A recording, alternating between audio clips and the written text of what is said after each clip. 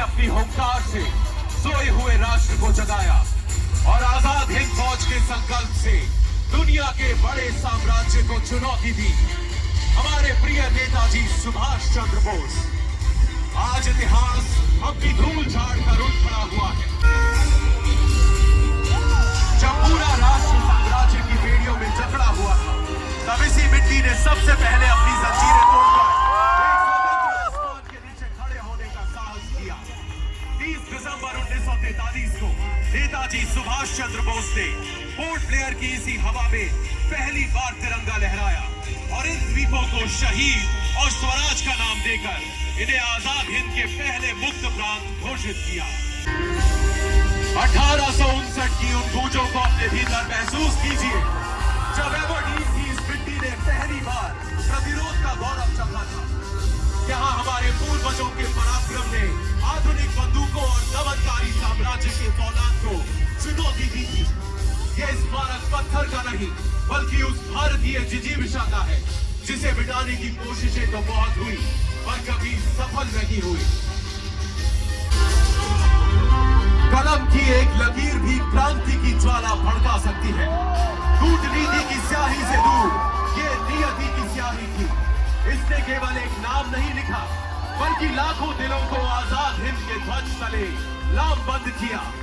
इसी कलम ने हमारी चेतना पर चलो दिल्ली का नारा अंकित किया और स्वतंत्रता के स्वप्न को संकल्प, अनुशासन और लहू की वास्तविकता में बदल दिया।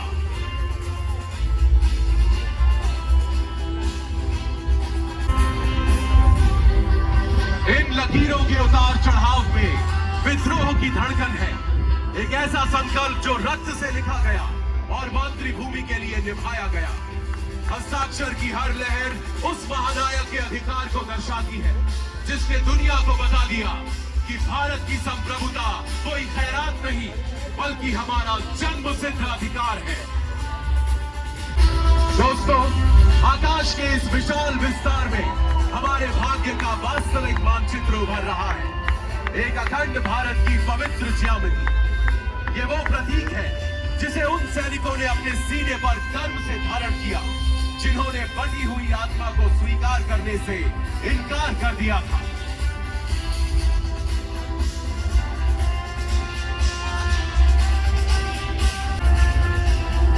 हमारे प्रिय नेताजी सुभाष चंद्र बोस, वो महानायक जिनकी आंखों ने 1943 के घने अंधेरे में भी आजादी का उजाला देखा और 7 समंदर पार पहली बार स्वतंत्र भारतीय सरकार की नींव रखी।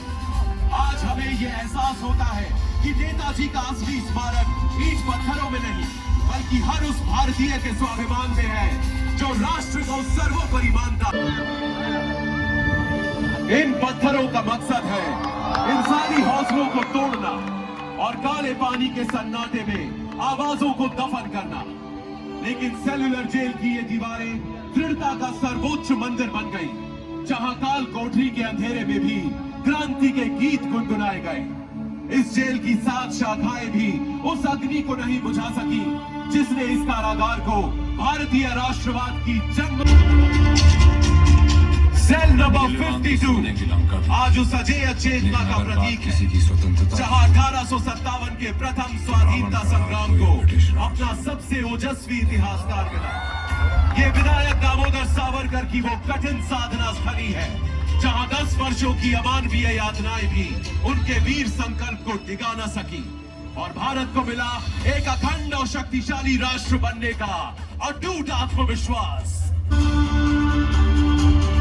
आजाद हिंद की वो विरासत अब आत्मनिर्भरता की लहरों पर सवार है, जो हमारे अपने फौलाद और हमारे अपने सपनों से निर्मित है। INS विक्रांत इस बात का उद्घोष करता है कि हमारी शक्ति अब किसी और की मोहताज नहीं है। जिन समंदरों को नेताजी ने कभी आजादी की तलाश में पार किया था, आज उनकी सुरक्षा हमारे अपने स्वदेशी पंख कर रहे हैं।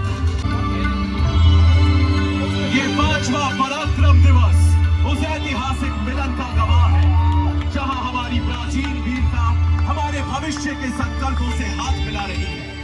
आज हम अपने महानायक की 129वीं जयंती महज एक स्मृति के रूप में नहीं, बल्कि एक उभरती हुई तकनीकी महाशक्ति के सामर्थ्य और स्वाभिमान के साथ बना रहे हैं।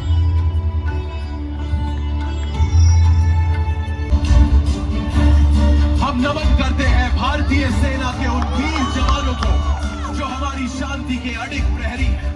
आज की सेना का हर अनुशासन और हर हुंकार उसी आजाद हिंद फौज की विरासत है जिसकी नींव नेताजी ने राष्ट्र प्रथम के संकल्प पर रखी थी।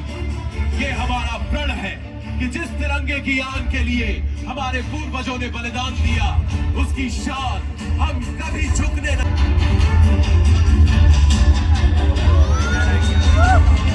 ये वो गूंज है जो समय की सीमाओं को तोड़कर हमारे अतीत के बलिदान को हमारे भविष्य की समृद्धि से जोड़ती है।